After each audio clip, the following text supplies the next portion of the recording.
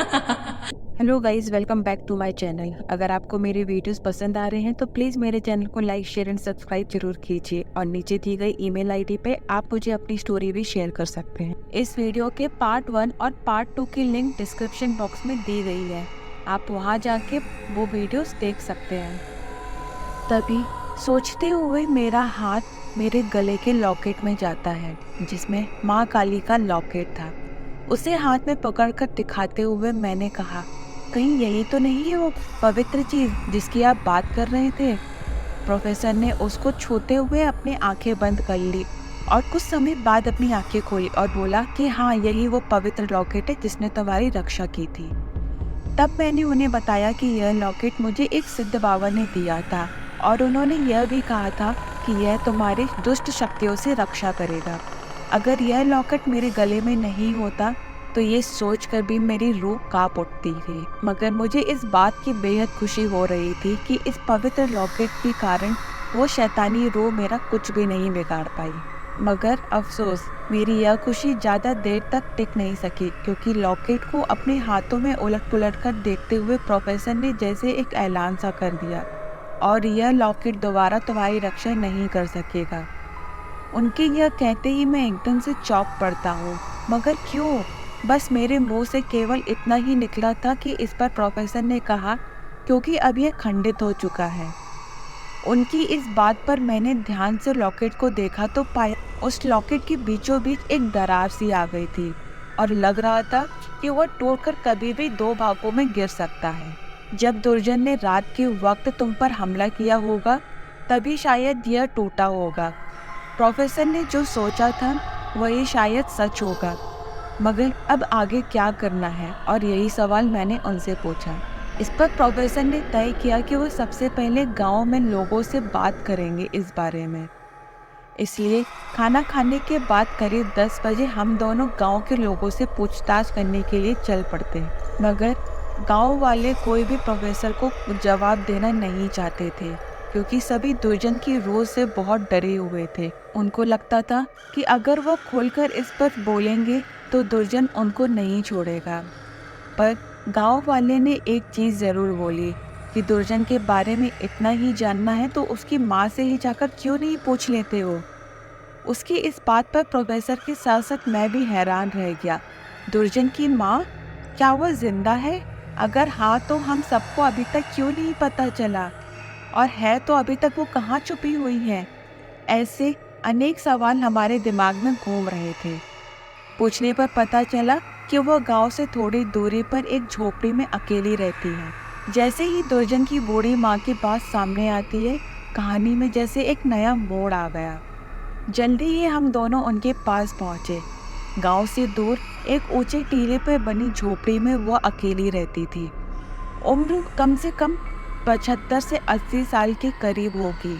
अपने सामने दो अजनबी को देखकर उसकी बूढ़ी नजरों के सामने कई सवाल उभर पड़े। अब दुर्जन की माँ खामोशी से मेरी तरफ देखने लगी और मैंने भी सीधे मुद्दे पर आते हुए कहा, देखिए अम्मा जी, हम यहाँ पर दुर्जन के बारे में कुछ बातें करने आए हैं। इस पर बुढ़िया ने कहा, जब दुर्जन मर चुका है तो उसके बारे में क्या बात करना है तुमको, और उससे तुम्हें क्या फायदा होगा। इस पर प्रोफेसर साहब ने बोला कि कुछ लोग मर के भी नहीं मरते हैं अम्मा जी, और दुर्जन भी उनमें से एक है। मरकर भी उसकी रूह भटक रही है और अब तक उसने 3 लोगों को मार दिया है और आगे भी ना जाने कितने लोगों को अपना शिकार बनाएगा। अगर आप हमारी सहायता कर सकती हैं तो शायद इसको हम हल कर सकते हैं। इतने सुनते ही अम्मा ने कहा, इस बारे में मैं तुम लोगों की क्या सहायता कर सकती हूँ, क्योंकि मैं तो कब से उससे दूर होकर यहाँ अकेली रहती हूँ, और उससे अलग होने के बाद उसने क्या किया, उसके साथ क्या हुआ, मैं कुछ भी नहीं जानती हूँ। अम्मा की इस बात ने संकेत दे दिया था कि इस बारे में वह हमारी कोई खास मदद नहीं कर सकती, मगर जैसे प्रोफेसर ने ठान ली थी कि वो यहाँ से खाली हाथ नहीं जाएंगे। प्रोफेसर ने अम्मा जी को समाज के हित के बारे में बड़ी बड़ी बातें की और आखिरकार प्रोफेसर के सामने अम्मा जी सब बताने के लिए तैयार हो गई। हम दोनों उसके आसपास ही जमीन पर बिछे हुए एक फटे से कपड़े पर बैठ गए। थोड़ी लंबी सांस लेने के बाद अम्मा ने बताना शुरू किया। दुर्जन के पिता यानी मेरे पति का साया बचपन में ही दुर्जन के सिर से हट गया था। उनको कैंसर हुआ था। जब दवा ने काम करना बंद कर दिया था तो मैंने दुआओं के साथ तंत्र मंत्र और झाड़ फूक का सहारा लेना शुरू कर दिया था, क्योंकि अपनों की जान बचाने के लिए इंसान कुछ भी कर सकता है। बाबाओं और तांत्रिकों को मेरे घर में आता देखकर लोग तरह तरह की बातें करने लगे। कुछ लोग तो मुझे डायन भी कहने लगे थे।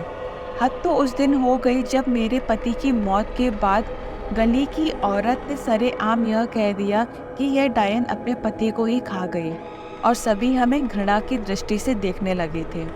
यहाँ तक कि हमारा गांव में रहना भी बहुत मुश्किल हो गया था। मगर दुर्जन के लिए यह सब सह कर भी मैं उस गांव को नहीं छोड़ी, क्योंकि मैं सोचती थी कि जब दुर्जन बड़ा हो जाएगा तो सब ठीक हो जाएगा।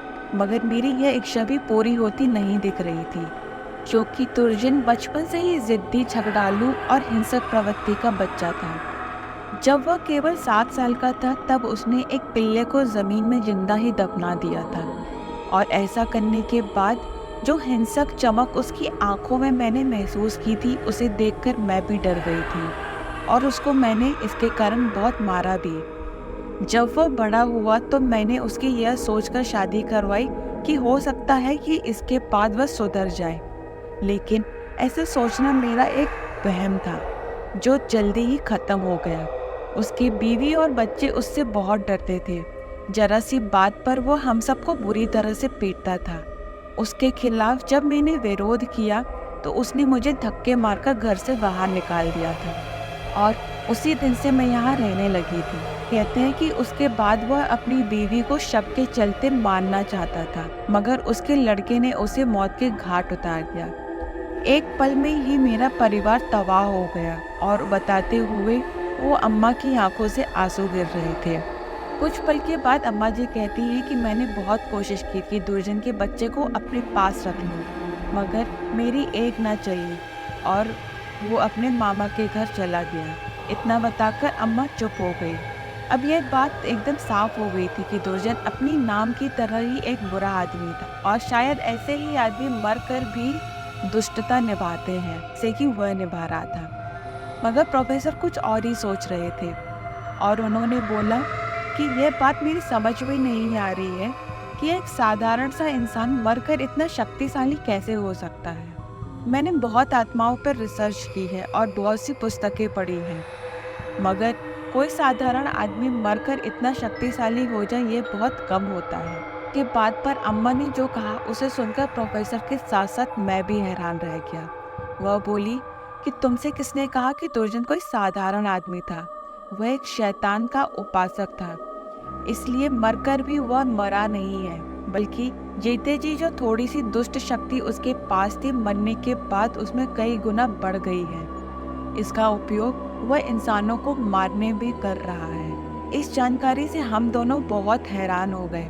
प्रोफेसर ने कहा, इतना सोचा था उससे कहीं ज़्यादा खराब ये मामला है, और मैं भी यही सोच रहा था, क्या दुर्जन और हम अब टकराने वाले हैं? क्या प्रोफेसर उसे रोक पाएगा? और उसी रात में एक अजीब सा सन्नाटा चारों तरफ फैला हुआ था। प्रोफेसर और मैं थकने के कारण जल्दी ही सो गए।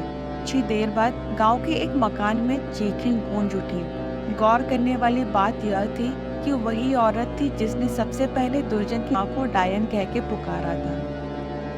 क्या प्रोफेसर गांव वालों को दुर्जन की आत्मा से मुक्ति दिला पाएगा?